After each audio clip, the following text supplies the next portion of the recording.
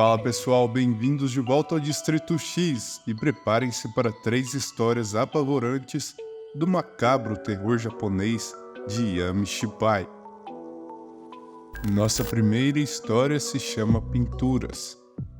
É a história de um certo homem que estava indo a uma exposição de artes. No caminho até lá, ele comenta que só pegou esse ingresso porque estava entregando de graça e que na verdade ele nem se interessa muito por esse tipo de coisa, mas decidiu dar uma chance por ter ganho o ingresso totalmente de graça. Ao entrar na exibição, ele se depara com uma sala branca, repleta de quadros, e uma mulher, aparentemente muito estranha, que recepciona o homem e pede para que ele fique à vontade.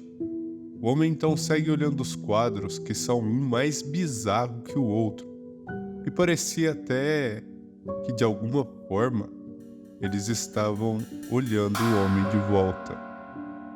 O homem então acredita que ninguém tenha visto quadros tão bizarros como esses e decide tirar algumas fotos para mostrar a seus amigos. Porém, a mulher misteriosa aparece de repente, dizendo ao homem que é extremamente proibido tirar foto dos quadros. O homem, no entanto, ignora seu aviso e começa a tirar várias fotos dos quadros e a enviar as fotos bizarras para que seus amigos possam ver. Nessa hora, ele se depara com um quadro em branco que não tinha visto antes. Antes que possa se perguntar sobre o que estava acontecendo, a mulher aparece novamente, dizendo que tinha avisado, e a culpa do que vai acontecer agora não é dela. A mulher então começa a ficar repetindo inúmeras vezes que é proibido fotografar. O homem, ao olhar lentamente para a mulher, se depara com uma face sem rosto. E de repente tudo ao seu redor escurece. E no meio daquela escuridão, criaturas aparecem, indo em direção ao homem.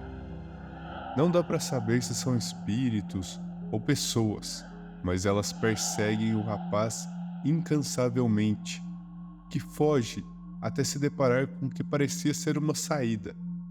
Ele é rápido e tenta alcançá-la, mas as criaturas são muitas, e elas o alcançam antes que ele consiga escapar. Alguns dias depois, outro homem está visitando a misteriosa exibição, e como o anterior, ele também se depara com um quadro estranho e desagradável, e que para nós é bastante familiar. Então, ele decide tirar uma foto. E nossa segunda história se chama A Mulher no Elevador. Tudo começa quando uma mulher está no seu condomínio aguardando o elevador.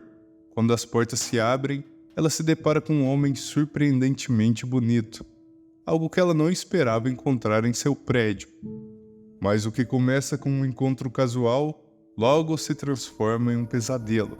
O elevador começa a descer, e em um dos andares, uma mãe e seu filho entram.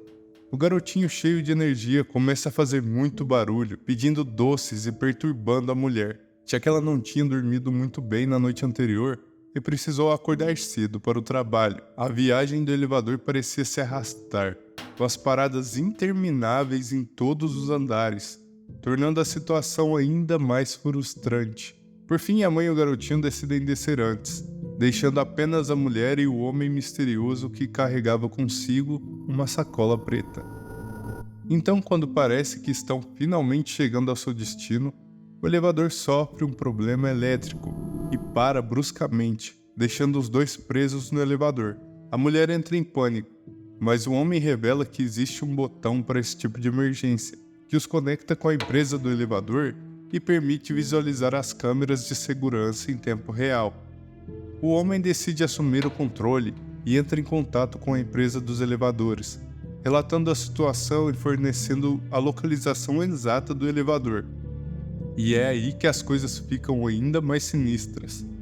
O atendente da empresa consegue acessar as câmeras e pede para que eles confirmem o que está vendo. Ele diz que está vendo um homem e duas mulheres. A mulher e o homem ficam apavorados, perguntando se o atendente está olhando para o elevador certo. E o atendente explica que só existe um elevador nesse prédio, então não tinha como errar. E é nesse momento que eles começam a ouvir ruídos estranhos vindos do interior do elevador. A mulher pergunta desesperadamente onde está a outra mulher. Enquanto o som do rádio começa a falhar, o atendente informa que a mulher está bem atrás deles. Nessa hora, a energia do elevador acaba e as luzes se apagam, e a mulher começa a sentir uma presença sombria bem atrás dela. Enquanto a mulher entra em pânico, o homem permanece calmo, pedindo para que ela também se acalmasse, e não importa o que acontecesse, para que ela ignorasse a mulher e não olhasse diretamente em seus olhos. Mas a mulher curiosa decide dar uma espiada, e ela consegue ver a mulher chorando e tentando abrir a sacola que o rapaz carregava. E nesse momento, as luzes finalmente reacendem e o elevador volta a funcionar. E as portas finalmente se abrem. O zelador do prédio pergunta preocupado se está tudo bem com os dois, mas o homem, aparentemente tranquilo, alega estar atrasado e sai rapidamente do local. A mulher, ainda atordoada e assustada com tudo o que aconteceu, questiona o zelador sobre se era o dia de coleta de lixo, mas ele responde que não. A coleta de lixo no prédio acontece apenas às quintas-feiras. E então, ela se pergunta o que poderia estar na misteriosa sacola que aquele homem carregava. Nossa terceira e última história se chama Telefone Público. É sobre uma mulher que trabalha vendendo seguros de porta em porta. Ela está a caminho de seu último cliente do dia, quando recebe uma ligação repentina de um número desconhecido. Ao atender, ela fica surpresa por ser sua irmãzinha mais nova, Momoi, que estava do outro lado da linha. Momoi estava apavorada, implorando por ajuda. Ela dizia que não tinha tempo para se explicar, mas ela precisava que sua irmã fosse a seu encontro. Ela estava em uma cabine telefônica e precisava de ajuda. A irmã mais velha dizia para ela parar de brincadeira e que ela estava trabalhando agora. Mas a irmãzinha apavorada dizia que não era brincadeira. E ela falava que precisava desligar, pois se demorasse, a coisa conseguiria entrar. A ligação é desligada e a mulher fica confusa, mas decide ir de encontro à garota, pois ficou bastante preocupada com essa ligação. Ao chegar no complexo de Akakusa, ela se depara com uma rua deserta no meio da noite e uma cabine. Ela se aproxima, mas a cabine estava vazia. Ao olhar melhor, ela encontra o celular de sua irmã no chão, rodeado de vários outros celulares, todos quebrados. Nesse momento, o telefone da cabine toca, e no telefone era novamente sua irmã. Dessa vez ela pedia desculpas e dizia que não queria que fosse desse jeito. A mulher então começa a escutar barulhos estranhos vindos do lado de fora da cabine. A irmãzinha do outro lado da linha dizia que a coisa estava a caminho. Então a porta se fecha sozinha e a cabine é rodeada por uma névoa densa.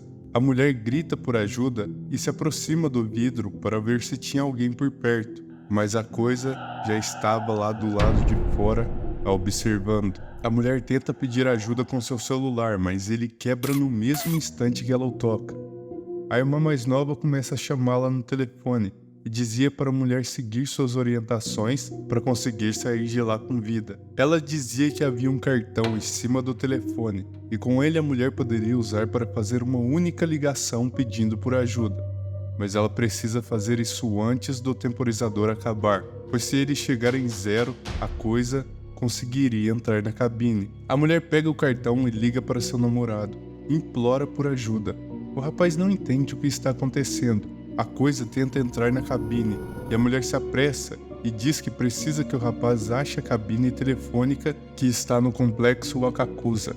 Ela dizia não ter mais tempo para explicar, mas que precisava urgentemente de ajuda. Ela desliga o telefone faltando 10 segundos no temporizador, mas ele não para de contar. E a mulher fica desesperada, pois ela já havia desligado o telefone.